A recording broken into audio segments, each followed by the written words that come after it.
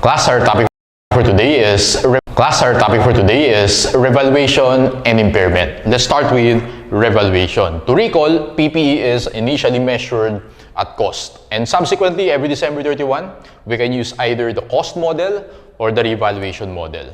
We're done with costing and depreciation. So later, i-discuss natin yung impairment. But for now, let's focus on revaluation. Under the revaluation model, every December 31, PPE is measured at revalued amount. The revalued amount is basically equal to the fair value of the PPE. Okay? So under the revaluation model, every December 31, mag-mark to market tayo or if fair value natin yung PPE. Okay? Now, if the fair value is not readily determinable, we can estimate the fair value using the depreciated replacement cost. Okay? So, tawagin na natin siyang DRC para mas maikli. Depreciated Replacement Cost. So, linig ko class, pag nagre-revalue tayo, ang gagamitin natin is the fair value. If hindi natin ma-determine yan, we can estimate the fair value using the Depreciated Replacement Cost. Sir, what is the difference between the two? Let's have an illustration. For example, class, today is January 1, 2025, and then bibili tayo ng calculator. Ito na lang. So, this is Casio AX120ST. Alright? So, bili tayo ng calculator. Let's say, ang bili natin is 500 pesos. And then, after 2 years, January 1, 2027, ibibenta natin yung calculator. So, binenta natin siya online for 300 pesos. Ang tawag natin dyan, class, sa 300 pesos na yan, this is the fair value. Okay? Because the fair value is the amount kung how much natin mabibenta yung asset today. Okay? Or yung fair market value. Alright? Now, let's say walang bumibili ng calculator natin. Hindi natin ma-determine yung fair value. We can estimate the fair value using the depreciated replacement cost. So, sir, ano gagawin mo dyan? O, punta ako ng National Bookstore. Bibili ako ng 2027 model. Alright? So, 2027 model, yun pa rin, yung AX120ST, let's say ang bili ko is 600 pesos. Ito yung brand new price. Tama ba, class? Ang tawag natin sa brand new price na yan is replacement cost. Kaya lang, class, hindi yan comparable. Kasi yung sa 2025, yung binili natin ngayon, 2027. Ang kailangan natin i-estimate is yung 2025 or yung 2 years ago. Okay? In that case, kailangan i-depreciate natin yan for 2 years. Para from 2027, ma-estimate natin yung 2025. Gets? Okay. So, let's say 100 pesos per year yung depreciation. So, accumulated depreciation for 2 years, 100 pesos times 2, that's 200. So, ang tawag na dyan, class, replacement cost minus accumulated depreciation, depreciated replacement cost of 400. Okay? Pag magre-revalue tayo, ang priority natin is the fair value. If hindi natin ma-determine yan, i-estimate natin using the depreciated replacement cost. Clear? Okay. Now, once ma-determine na natin yung revalued amount, let's call it RA, revalued amount, i-compare natin yung class dun sa carrying amount. Ito. And the difference between the two, i-charge natin sa revaluation surplus. Revaluation surplus is an OCI account, other comprehensive income. Alright? Now, para madali mo matandaan yung revaluation model, okay? Isipin mo, class, para lang siyang accounting for FVOCI. Naalala niyo pa yung FVOCI? Magma-mark to market tayo every year, and then yung unrealized gains or losses, i-charge natin sa OCI. Ganun din sa revaluation model. Yung mark to market natin, yung PPE every December 31, lahat ng gains pupunta na OCI. Okay? So yung revaluation model para siyang FVOCI. And also, class, the revaluation model is different from the fair value model. Naalala nyo ba, class, yung investment property? Di ba pwede tayong gumamit ng fair value model doon? Sa fair value model, basically para siyang FVPL, wherein mag-mark to market tayo and lahat ng unrealized gains or losses, i-charge natin sa PNL. Magkaiba sila. Okay? So, ganito lang tatandaan mo. Yung revaluation model, para siyang FVOCI. Yung fair value model under investment property, para siyang FVPL. Okay? Sige. Now, according to PAS 16, we have two options to realize the revaluation surplus. Okay? So, first option natin, class, is to transfer revaluation surplus to retained earnings over the useful life of the asset. Okay? Ang tawag natin dyan is piecemeal realization. Okay?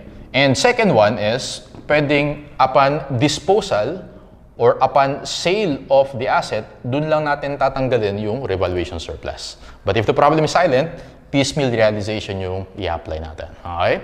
And last one, we have two approaches class in performing or in computing the revaluation. First is proportional approach, and second is elimination approach. Actually, class, yung ginagamit talaga in practice and in the board exam is the proportional approach. Ito, papakita ko lang din to for you to just appreciate, pero ang gagamitin natin is the proportional approach. Okay, let's apply the concepts by answering our illustrative examples. Let's go to illustrative example number 1. Okay. Requirements.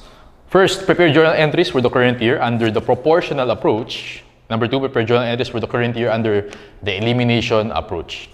Pinnacle Company provided the following data on the date of revaluation. Building at original cost, 5 million.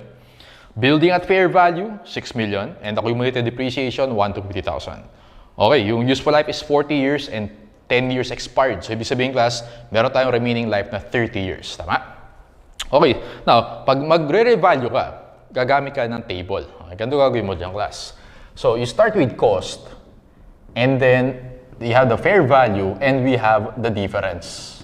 Okay, so basically, difference, fair value minus cost. Gawin mo muna yung table na yan. So, meron tayong tatlong columns. Ilagay mo dito, class, yung building and accumulated depreciation. Alright? So, yung cost of the building in the problem is 5 million. Tama ba? And then, accumulated depreciation, given din siya, 1 to 50,000. So, i-minus natin yan, 5 million minus 1 to 50,000, you get 3,750,000. Yun yung carrying amount. Tama? Sabi ko kanina, yung carrying amount, kukompare mo yan sa revalued amount. The revalued amount is just the fair value of the property. Now, yung fair value na given yung class, 6 million, ilalagay mo siya dito sa baba. Alright? Diyan mo ilalagay yan. Kasi carrying amount versus the fair value. Diyan siya. And then, para ma-compute natin yung amount dito, sa taas, pwede nating mag-ratio proportion. Okay? So, ganito gagawin ko dyan, class. 3,750, i-divide ko by 5 million. Divide by 5 million, tama ba 75% yan? So, lagay ko dito 75%. So, ibig sabihin class, 6 million divided by 75%, makukuha ko is 8 million. Nakuha niyan? Okay, so 8 million against 6 million, therefore, accumulated depreciation is 2 million. Difference, ima-minus lang natin yung dalawa. 5 million naging 8 million, that's 3 million. 1 to 50 naging 2 million, that's 750,000. And then, 3,750 naging 6 million. Ilan yan? 6 million minus 3,750, you have 2 to 50,000. Ngayon class, sa table natin, ito yung pinaka-important. Yung third column. Alright? Yan yung magiging basis natin ng journal entries. Okay, remember that. Now, ang gagawin ko dito class, lumo tayo sa proportional approach. Dalawa kasi yan eh. Proportional approach and elimination approach. Pakita lang natin side by side. First journal entry natin class, again, titingin ka lang dito sa third column. Debit building, nag-increase ng 3 million. Okay. Credit accumulated depreciation, 750,000. And then, differences, revaluation surplus. RS na lang, 2 to 50,000. So, ito class, this is your revaluation surplus. Alright? So, that's your entry under the proportional approach. Now, ito yung January 1, tama? Now, December 31, magdi-depreciate na tayo. Okay, so sa books natin, ito na yung naka-reflect, 6 million na siya. Alright? So para mag-depreciate tayo, class, 6 million, i-divide natin yan by the remaining useful life. Ilan yung remaining useful life? 30 years. Divide mo by 30. Okay, 30 years. So 6 million, divide by 30, you get 200,000. So entry natin, December 31, debit depreciation expense, credit accumulated depreciation, 200,000. And don't forget class, yung pag-transfer ng revaluation surplus to RE, the piecemeal realization. Okay? So piecemeal realization, gagawin mo lang dyan, yung revaluation surplus natin, i-divide mo lang siya by the remaining useful life. 250,000 divided by 30, you have 75,000. Entry natin class, debit revaluation surplus, credit retained earnings, 75,000. Okay? So yun yung proportional approach. Now, pag elimination approach naman class, so FYI na lang to, again, proportional approach yung gagawin natin. Elimination approach, tatanggalin mo muna yung accumulated depreciation. I-eliminate mo yung accumulated depreciation. So first entry, tanggalin natin yung 1 to 50,000. Debit accumulated depreciation. Credit building, 1 to 50,000. Alright? And then pupunta ka dun sa revaluation surplus. Debit building, credit revaluation surplus, 2,250,000. Yan yung journal entry mo dyan.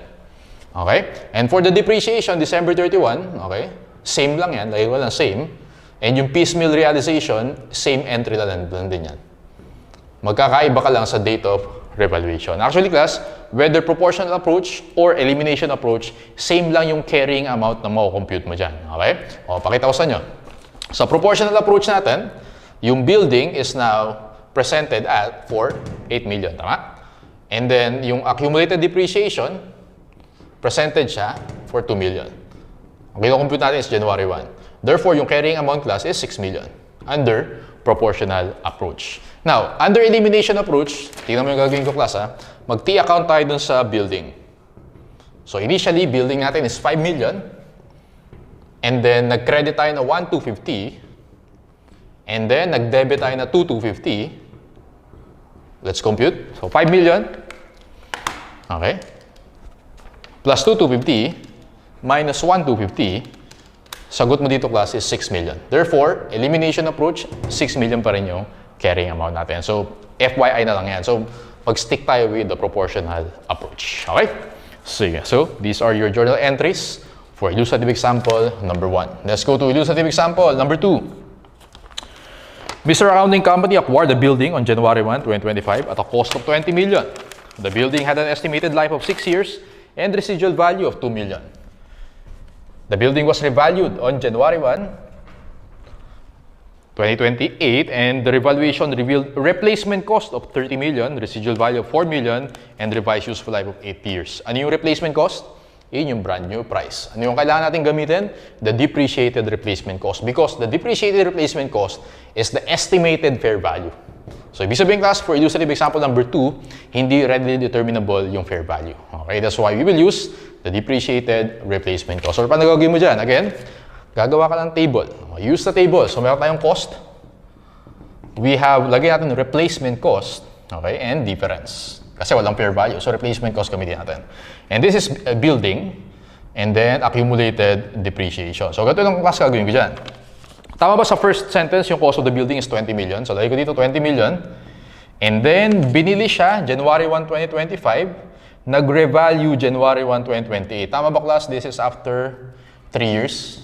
Alright? So, i-depreciate natin yung 20 million for 3 years. Okay, so, 20 million. Dito ko na i-computein. May residual value ba? Meron. Minus 2 million over useful life of 6 years. Okay, times 3 years. Computein nga natin, class, yung accumulated depreciation. 20 million. Minus 2 million divided by 6 times 3, 9 million. Okay? And then, 20 minus 9, that is 11 million. Yan yung carrying amount natin. Okay, now, sa second paragraph, that the building was revalued in January 1, 2028 and the revaluation revealed a replacement cost of 30 million. Dito mo ilalagay yung class. Okay, dito yung replacement cost. Huwag mo ilalagay sa baba. Ayan, because ito, ang tawag dito is the depreciated replacement cost. Okay? So now, ang gagawin ko, class, para apples to apples yan, para comparable yung dalawa, i-depreciate ko din yan. Ganito gagawin ko dyan. 30 million, how much yung residual value niyan? Nakalagay, class, is 4 million. Tama?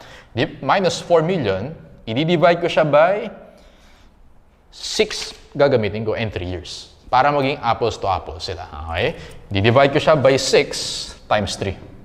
Right? So how much yan? 30 million minus 4 million divided by 6 times 3, that is 13 million. Parang yung ginawa ko sa calculator kanina. Tama? Ginamit natin for 2 years. Therefore, yung depreciation mo, okay, is for 2 years.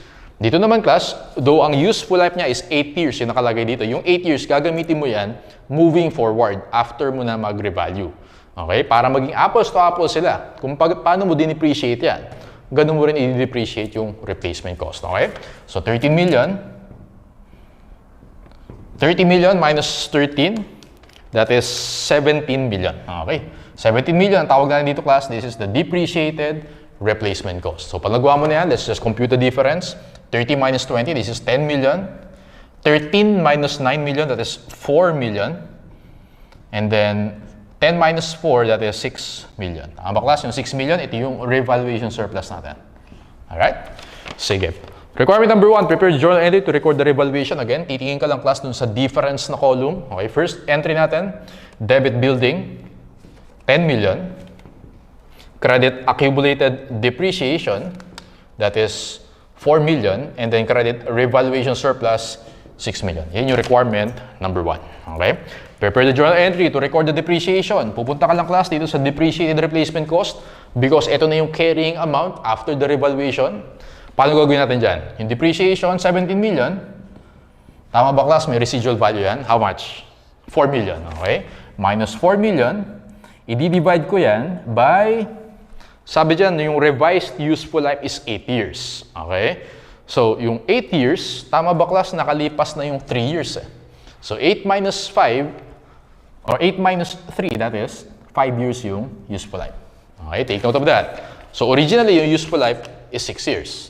Pero nung nag-revalue, naging 8 years. Pero nakalipas na yung 3 years, so 8 minus 3, that's 5. So how much yung depreciation? 17 million. Minus 4 million divided by 5, you get 2.6 million. Entry natin, debit depreciation expense. This is December 31. Kaya na January 1. Debit depreciation expense.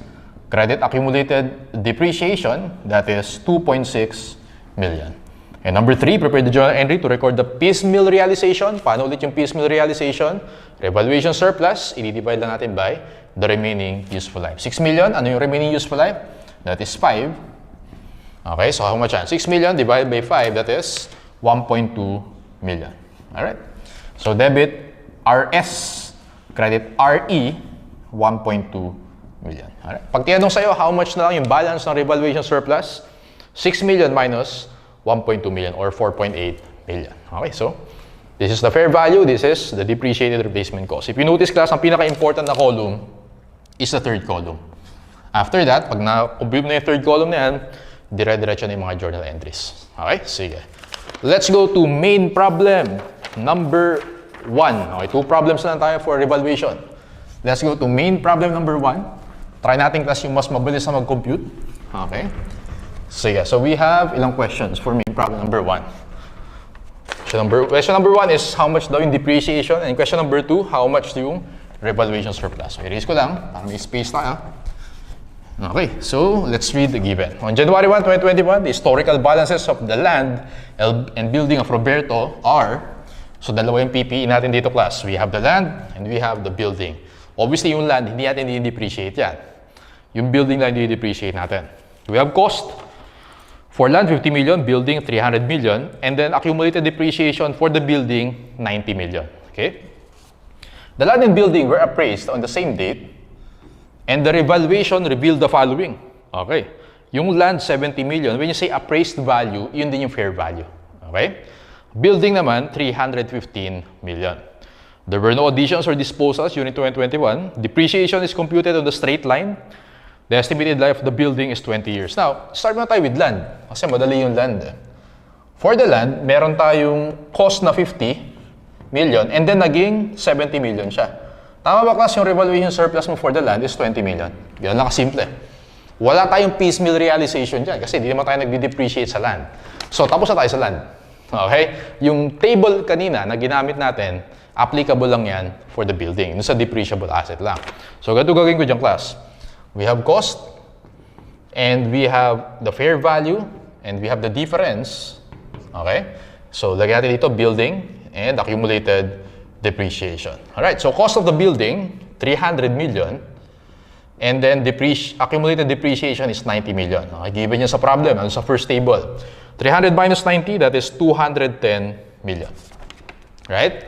Now, sabi niya sa middle portion, okay, yung building daw, meron na siyang appraised value of 315 million. Again, appraised value is the fair value. So, pag fair value, dito mo siya lagay. 315 million. Now, paano natin compute yung amounts dito? Well, magre-ratio proportion tayo. Gagawin ko dyan, 210 divided by 300. 210 divided by 300. Tama ba class? 70% to. So, kung 70% yung 210, 315, di-divide ko by 0.7, 450. Ito yan. 450 minus 315, this is 135. Ayun. We can now compute for the difference. 450 minus 300, that's 150. 135 minus 90, that's 45. So, ibig sabihin class, so million yan millions. 150 minus 45, that's 105 million. Okay. So, kaya na siya. Now, what is the depreciation of the building? Well, yung fair value, di-divide ko yan by the remaining useful life. So, how much or what is the remaining useful life? Sabi dyan class, the estimated life of the building is 20 years. So, ang gagawin natin dyan, si building na 300 million, pag dinivide mo yan by 20 years, yung yearly depreciation yan, 300 million divided by 20, tama ba class? 15 million per year. Ito yung depreciation yan. And then, meron na siyang accumulated depreciation na 90 million. So, ang gagawin ko dyan, 90 million, i-divide ko siya by 15 million. Okay, 90 divided by 15. Therefore, the building is 6 years old na. Okay, 6 years old na yan. So, ilan years yung total? 20. 20 minus 6, 14 na lang yung remaining useful life. How to compute for the depreciation? The fair value 315, divide natin by the remaining useful life of 14. 315 divided by 14. Sagot mo dito class, 22.5 million, letter A. Ayan, this is the depreciation expense. Question number 2. What's the balance daw of the revaluation surplus? Ganito lang gagawin ko dyan class. Revaluation surplus, doon muna tayo sa land. Na-compute natin yan earlier, 20 million. For the land, hindi ka mag-piecemeal realization dyan. So again, kasi hindi ka mag-depreciate ng land. Sir, kailan mo madede-recognize yung revaluation surplus for land? Kapag binenta mo na siya. Okay? Pag dinispose mo na yung land. Now, this is the revaluation surplus for land. Let's compute yung building. Tama ba class? Nung nag-revalue tayo, 105 million yung revaluation surplus. Tama? And ang tanong dito is December 31 or after 1 year. Ganito gagawin ko dyan. 105 million, i-divide ko yan by 14, which is the remaining useful life. 105 divided by 14, that is 7.5. Okay? Now, 105, pag nag-T account ka dyan, revaluation surplus na 105, nabawasan ng 7.5, so how much na lang yan? 105 minus 7.5, 97.5 million. So, ibig sabihin class, yung building natin, meron ka 97.5 million. Okay, so 20 plus 97.5, that is 117.5. Answer natin class, letter A, 117,500,000. Easy! Okay? Pag nagawa mo yung table na yan, madali na yung pagsusolve. Okay? Depreciation is just the fair value over the remaining useful life. Okay? Yung revaluation surplus, yung piecemeal realization yan over remaining useful life lang. Kaya parehong 14 years yan. Okay? Pwede ka mag-T account. Ito yung balance ng revaluation surplus. Nag-piecemeal realization ka for 1 year. Ito yung remaining balance. 20 million sa land, building is 97.5, you get 117.5 million. Okay, last problem for revaluation. Main problem, number 2. Okay, main problem number 2 class, kung mapapansin mo, merong tax rate yan. Okay, may tax rate dyan. Papakita ko sa inyo kanina yung effect sa revaluation surplus if there is a tax rate. And don't worry, meron tayong separate discussion, accounting for income tax, doon natin i-discuss yan in detail. Pero for now, bibigyan ko na rin kayo ng idea kung paano. No? Main problem number 2. On June 30, 2021, an entity reported the following information. Equipment at cost, 30 million, and then accumulated depreciation, 10.5 million. The equipment was measured using the cost model and depreciated on a straight line basis over the 10-year period. On December 31, class take note, yung given na balances sa taas, June 30. And then December 31, dun nag-revalue. Okay, so after 6 months, update natin later yung accumulated depreciation for another 6 months. The management decided to change the basis of measuring the equipment from cost to revaluation model. The equipment was revalued to the fair value. Pag fair value, yung nasa baba na table. Okay, so yung last row sa table, 27 million with the remaining useful life of 5 years.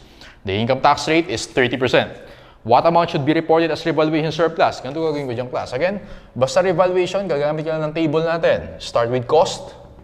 We have the fair value and we have the difference. Okay, so lagay ko dito, this is equipment. Equipment and then accumulated depreciation. The cost of the equipment is 30 million. Pero yung accumulated depreciation dyan class is as of June 30. So kailangan i-update natin yan. Compute natin yung depreciation for 6 months para maging December 31 siya. So straight line method daw, dito wala ako computein, 30 million yung cost. And then wala namang useful life, no? Wala na nilagay. Divide ko sa 10 years. Multiply ko by 6 over 12 kasi 6 months lang yung kailangan ko. 30 million divided by 10 times 6 over 12, that is 1.5 million. Tama ba class yung nakalagay dyan? 10.5 million as of June 30. Pag dinagdag natin yung 1.5, that is 12 million, yun yung as of December 31 or as of the revaluation date. So, lalagay ko dito 12 million. 30 minus 12, that is 18 million. Okay. May given na fair value sa problem, which is, second to the last sentence, 27 million. Pag fair value, dito na siya. Huwag mo lalagay dito yung fair value, dapat dito na yan. Okay? 27 million. Bakit sir dyan? Kasi carrying amount versus fair value. Di ba ganun tayo mag-compare to compute the revaluation surplus? Okay, so dito yan lagi pag fair value. Now, kailangan natin i-fill in yung table. So, ratio proportion, 18 divided by 30 is 60%. Okay? So, ibig sabihin class, yung 27 million is 60%. 27 million divided by 0.6, you get 45 million. 45 million minus 27, that is 18 million. Okay? So, complete na yung table. 45 minus 30, that is 15 million. 18 minus 12, that is 6 million. 15 minus 6, that is 9 million. Pakita ko yung journal entry sa inyo class. First entry, debit equipment. Again, pag mag-e-entry ka, tingin ka na sa difference sa column. 15 million. Credit accumulated depreciation, 6 million. Credit revaluation surplus, 9 million. Now, ito tatandaan mo class sa tax effect. Okay? Si BIR, ang ina-allow lang niya, only allows cost model. Okay? Ito yung key dyan. Si BIR, okay, for tax purposes, ang allowed lang is cost model. So, yung revaluation model, hindi yan allowed ni BIR. Okay? Now, ganito yung class. Ang mangyayari dyan, si company natin, okay, yung entity dito, nag-revaluation model siya. So, ang nangyari sa kanya, tama ba class, kung mataas yung PPE niya, ibig sabihin, kasi nag-revaluation model, edi measure that fair value, naging 27 million instead of 18. Tama ba, mas mataas yung PPE, mas mataas yung depreciation expense. Ito yung actual na nangyari, no? Ito yung actual. Compare natin yun sa should be. Okay? Yung actual, ito yung revaluation model, yung ginawa talaga nung company.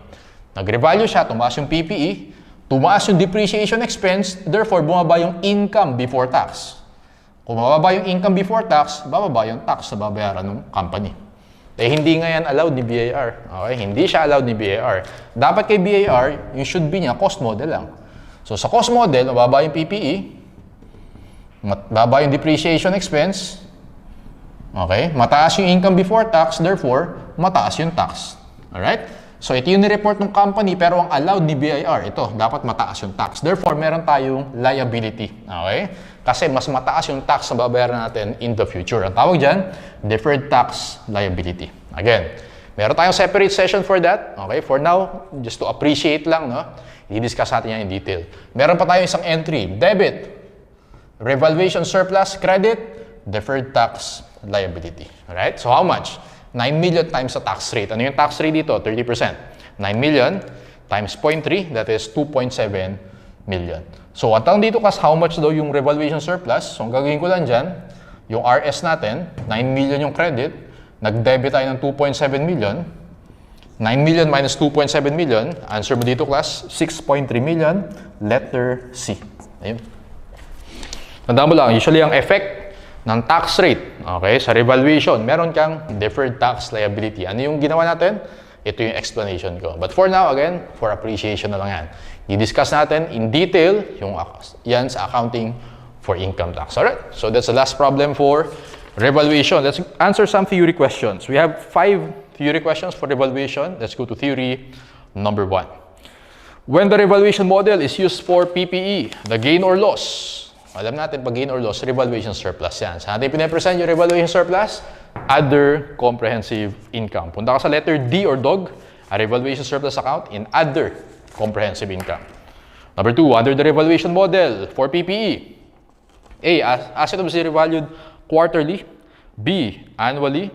C, biannually. Or letter D, there is no rule regarding the frequency of revaluation. According to PAS 16, dog yan. There is no rule. Tandaan mo class, magre-revalue ka lang if the carrying amount is significantly different from the fair value. If hindi naman ganun kalayo yung carrying amount sa fair value, pwede kang hindi mo na mag-revalue ng December 31. Okay? Again, walang rule as to the frequency kung gaano ka kadalas mag-revalue. As long as hindi pa significantly different yung fair value sa carrying amount, okay lang kahit hindi ka muna mag-fair value. Alright? Dog yung sagot natin dyan. Number 3, when an entity chooses the revaluation model as the accounting policy for measuring PPE, which of the following statements is correct? A. Revaluation of PPE must be made at least every 3 years. Mali. Again, there is no rule as to the frequency. Letter B, when an asset is revalued, the entire class of PPE to which the asset belongs must be revalued. Yan yung tama. So, ano ba ibig sabihin yan? When an asset is revalued, the entire class of PPE to which the asset belongs must be revalued. For example, class, meron tayong land, meron tayong building, okay, meron tayong equipment, and meron tayong furniture and fixtures. Ito yung PPE natin. Okay? Under equipment, meron tayong computers, ano pa, meron tayong printers, and then meron tayong, let's say, photocopiers. No? Ang ibig sabihin, class, basahin ulit natin yung letter B, when an asset is revalued, the entire class of PPE to which the asset belongs must be revalued. Pag ni-revalue mo si computer, automatic, kailangan i-revalue mo na lahat na nasa equipment na yan. Okay? Si computer, si printer, at si photocopier. Yun yung ibig sabihin ng letter B. Hindi ibig sabihin, i-revalue mo na din si land, building, and furniture and fixtures. Yung asset kung saan belong si computer, yun yung ibig sabihin ng to which the asset belongs must be revalued. Okay? Pag ni-revalue mo si computer, automatic, revalue mo na rin yung dalawa na yan. Okay? Letter boy yung sagot dyan. Tingnan natin kasi ibang choices. Letter C, increase in an asset's carrying amount as a result of the revaluation must be recognized as component of profit or loss. Mali. OCI yan. Letter D, when an asset is revalued, individual asset within a class of PPE can be revalued. Hindi, must be revalued. Okay, yung letter B. Boy tayo for number 3.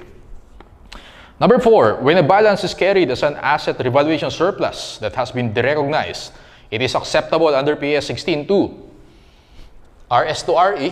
Okay, kapag yan yung pag-realize natin. Okay, so A tayo dyan. Transfer the balance to retained earnings. Ano tawag natin dyan, class? Piecemeal realization. Or, pwedeng over the life of the asset yan. Or pag binenta mo na, lipat mo yung RS to RE.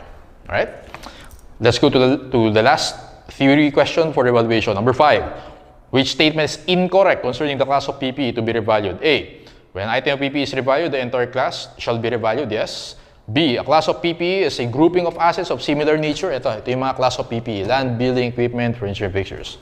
C. The items within a class of PPE are revalued selectively. Oh, mali yun.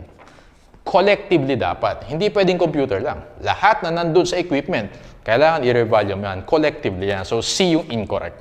Letter D. A class of asset may be revalued on a rolling basis provided the revaluation is completed within a short period of time. Tama yan, class. For example, yung computer, i-revalue natin ng January. Okay? So, sa February, yung printer naman. Sa March, yung photocopier. Okay lang yan. As long as same accounting period natin, i-revalue yan. Okay? Incorrect dito. Answer for number 5 is letter C.